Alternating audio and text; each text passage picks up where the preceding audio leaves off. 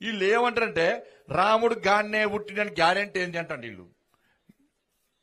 రాముడు ఎడబుట్టినక్క అయోధ్యలో. ఇది చరిత్ర చెప్తున్నది. నేనేమన్నంటే మీరు మీ అమ్మకు పుట్టిన గ్యారెంటీ ఏందని నేనన్నా. ఎవరు చెప్పిర్రు?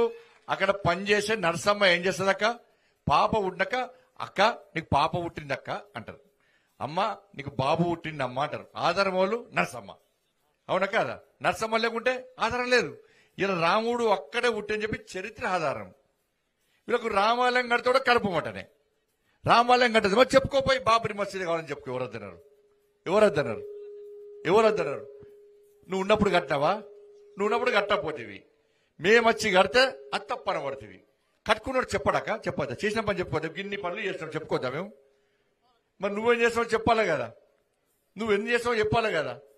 ఇలా గ్రామ పంచాయతీలకు పైసలు సర్పంచులు మొత్తం మొత్తుకుంటారు. మాజీ సర్పంచ్ పైసలు గ్రామాలకు నిధులు మోడీ గారు ఇచ్చే, అన్ని పైసలు మోడీ గారు ఇచ్చే. మరి నువ్వేమిచ్చినావు? ఇప్పుడు అయ్యో ఇప్పుడు దుకాణం ఇప్పుడే స్టార్ట్ అయింది. ఇప్పుడు నేను ఒప్పుకుంటాను ఏంది? ఇప్పుడు నేను కూడా అడుగుతా కదా, నేను తీసుకొచ్చినా ఇవి కదా. మరి నువ్వు ఎందుకు తీసుకొస్తావు? రేపు నుంచి లెక్క చెప్పాలి కదా. ఇప్పుడు 100 రోజుల లోపట 4,000 రూపాయలు 2,500 రూపాయలు మీ మహిళల అకౌంట్ లో వేస్తున్నారు. వేసిరాక అంటే అకౌంట్ చూసుకున్నారు, చూసుకోవచ్చు మీరు. చూసుకొని పడ్డే కావచ్చు 4,000 రూపాయలు ఆసరా పెన్షన్ ఇస్తున్నారు. ఇచ్చిర్రా?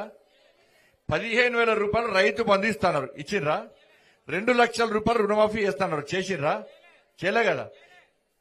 ఇవాళ 500 రూపాయలకే సిలిండర్ ఇస్తారు. అవి చిన్న చిన్నవి కాబట్టి ఈ నెల ఇస్తారు, మళ్ళా వచ్చే ఇయర్ ఇక